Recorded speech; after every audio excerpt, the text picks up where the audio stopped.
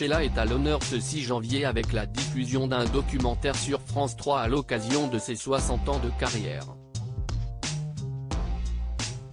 La chanteuse s'est confiée sur France Inter ce vendredi pour évoquer ses débuts, et le soutien de ses parents dans une époque compliquée. France 3 diffuse ce vendredi 6 janvier le documentaire Sheila, toutes ces villas dans lequel la chanteuse de Les Rois Mages célèbre ses 60 ans de carrière. Elle y commente des archives télévisuelles de 1962 à aujourd'hui, des films personnels, elle évoque sa vie personnelle, revient sur sa carrière faite de haut et de bas. Des témoignages complètent l'ensemble dont ceux de Michel Drucker, Jean-Marie Perrier, François Cluzet, André Manoukian ou encore l'auteur-compositeur américain de Spacer, Nile Rodgers. Invitée de cet avou cette semaine, elle avait évoqué son mariage avec Ringo, l'un des jours les plus dramatiques de sa vie. Je suis quelqu'un de romantique, je rêvais d'avoir quelque chose de joli. Et quand tu vois ma tête, tu comprends très bien que je suis au désespoir. Ça a été tout sauf ce que je voulais.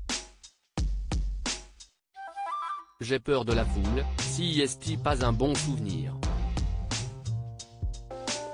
J'ai réalisé le rêve d'une enfance s'il y avait eu autant de monde, si est-ce parce que le producteur Claude Carrère avait donné l'heure et le lieu de l'événement sur RTL, le jour même. Et Sheila de juger son producteur qui l'a fait débuter alors qu'elle était encore mineure, humainement, il a été toxique. Il m'a fait du mal, si est-ce lui qui a fait la rumeur comme quoi j'étais un homme, a-t-elle rappelé. Annie Chancel, de son vrai nom, a évoqué ce 6 janvier pour France Inter ses débuts justement, alors qu'elle n'avait que 16 ans, et que la majorité était à l'époque à 21 ans. Moi j'ai réalisé le rêve d'une enfant et mes parents m'ont aidé à ça et si est en ça que je leur serai toute ma vie reconnaissante, commence-t-elle.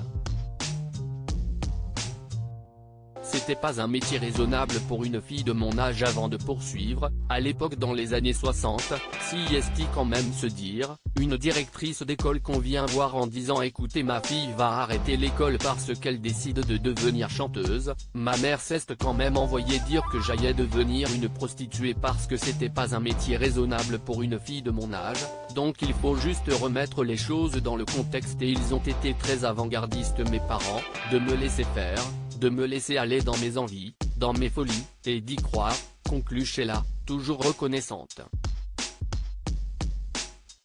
À lire aussi Sheila, toutes ces villas, France 3, ses débuts, son producteur omniprésent, la rumeur de sa transsexualité. Retour sur 5 moments de la carrière de Sheila.